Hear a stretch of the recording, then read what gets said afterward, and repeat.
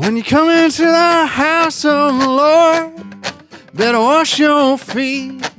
Wash your feet. When you come into the house of the Lord, Jesus, wash my feet. Wash my feet. 'Cause them toes, they get real stinky. Wash your feet. That part about the toes was a metaphor for spiritual sin and such. The part about the toes was just a metaphor. You gotta work on your conceptual reasoning skills. I'm not talking about real toes. I'm talking about your soul. Wash your feet. What kind of metaphor? Inane, basic, shallow, ridiculous kind. Seriously, it's a metaphor, people, okay? Yo. That just happened to you. Disclaimer for this video, there are no babies. There are no infants. Last week there was a 4-month-old little darling. But As the audience off ramps immediately. yeah. End video. You can check out last week's. Brock, how are you? I'm good, buddy. What you drinking? I am drinking ginger tea. And you know why I'm drinking ginger tea, Ryan? It's raining. No. I went to a Switchfoot show. Helps with your digestive system. Yes, that as well. Age Throat joke. health. Throat health. Throat health. I went to a Switchfoot concert last night and screamed a lot and sung probably more than the people beside me really wanted me to sung. And how did you were also at that concert? Yes, this is maybe my 12th or 13th time seeing Switchfoot. Fantastic. I saw them. Me and my wife had seen Switchfoot prior to knowing each other 3 or 4 times each. And then we saw them the day we got engaged in New York City. I didn't know all this. And multiple times since then. And so this was my 4-year anniversary gift to Ashley, was to see them at the Hershey Theater. Dude, look at the Switchfoot through line right through your romantic story. We were going to get Switchfoot tattoos together as well, just to That's fully... You're not joking. You're serious. Am I? I didn't realize I had that many touch points in your relationship. That's actually kind of cool, I think. I saw Meant to Live, the music video for that, when I was like 13 or 14 on MTV. And I was like, what is this?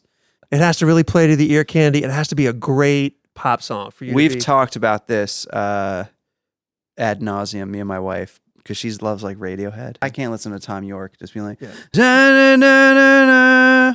Like, is that the melody, Tom? Is that it? Is that the melody? Da-da-da-da-da-da. I can't understand the words. There's no melody to grasp onto. I mean, how many people is he offending at this point? Radiohead's overrated. Now we're on the hate.com My wife website. likes music that's just like sets a good vibe. And I think that is ridiculous. Every once in a while, I wandered into the office and he's got these "I'm too good for you" headset, on, of course.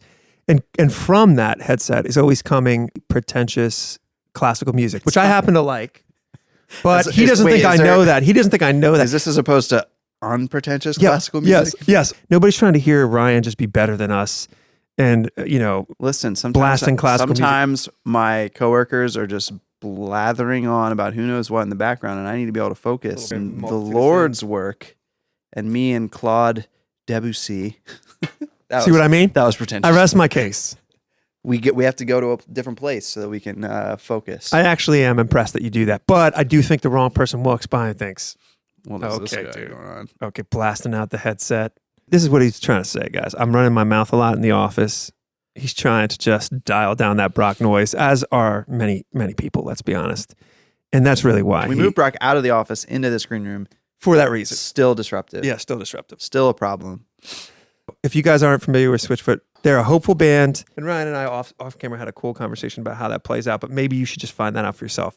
I really do think a lot of the band. I think if you guys aren't familiar, you'd be the better for listening to a couple songs. Yeah. Yeah, this is something I mentioned to Brock, is they are unabashedly hopeful. They say that's the whole point of what they do. And like they write songs that deal with pain and loss and grief, but always through the lens of there is hope, Yeah.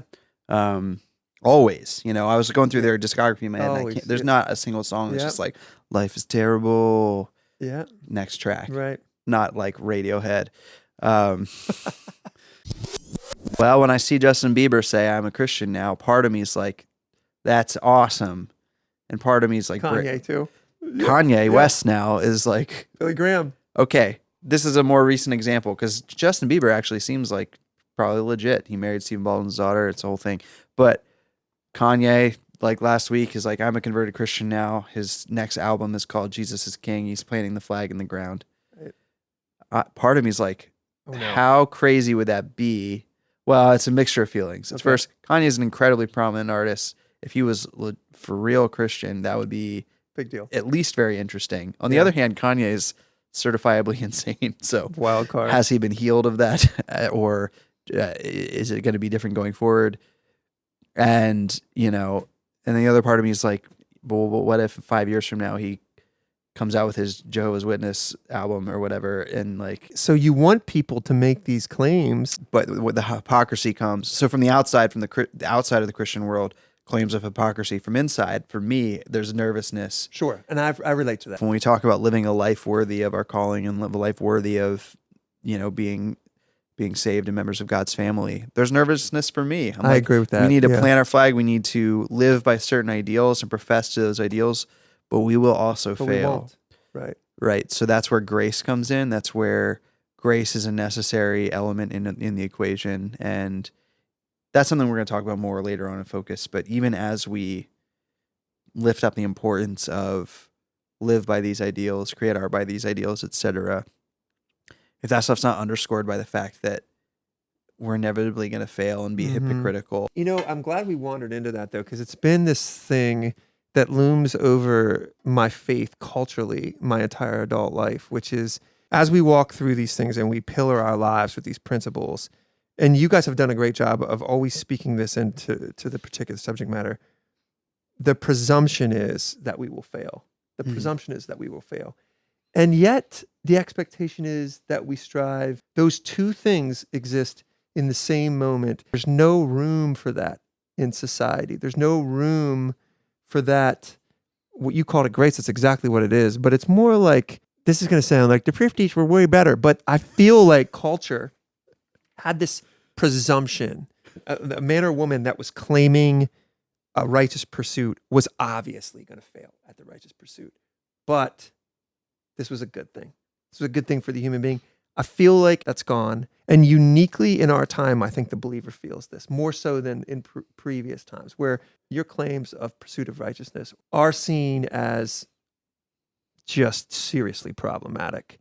Yeah. Definitive plant your flag language. Yeah. And yet you're made nervous when people do that. You just said that about Kanye and stuff. I feel nervous myself preaching this because we're to some degree, or I would say God is almost staking his reputation and his mission on humans enacting it. Which is right? just a marvelous mystery, right? It makes me nervous, but people will be very quick to point out the hypocrisies there. You're right. It cuts both ways. We're really quick. All people are quick, I think, to call out the hypocrisies of people in the opposite tribes. If there's a politician or something that we are predisposed to disliking, then we will seize upon the first hint of iniquity or just inconsistency or hypocrisy at all.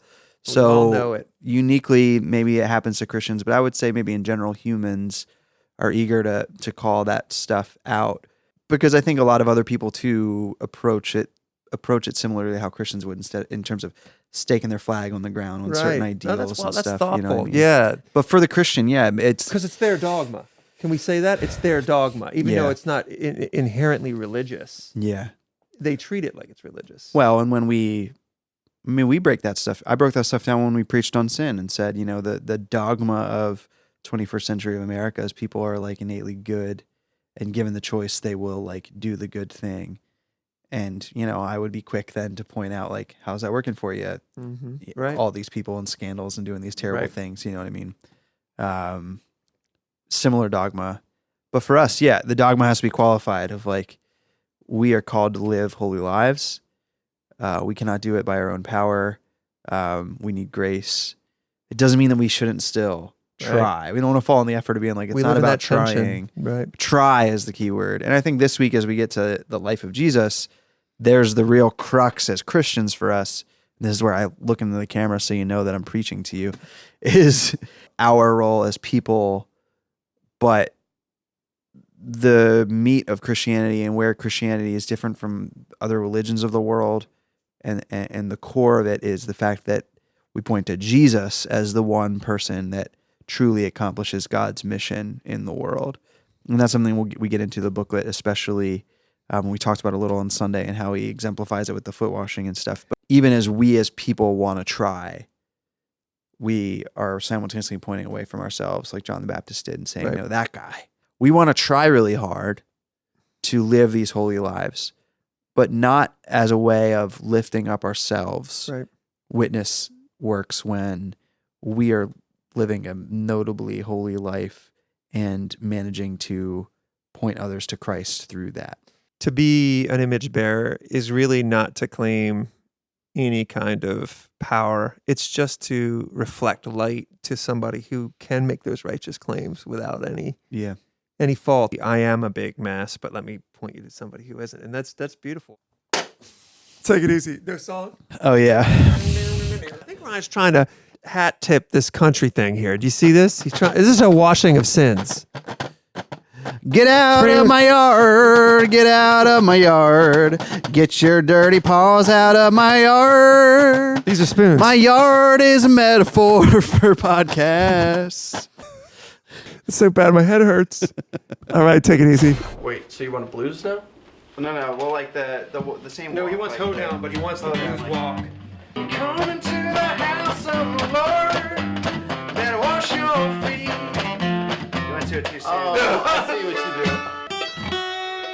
All right. It's a lot to ask of a man. You got it now. That's that there. Oh, I got you. I got you. Take 16.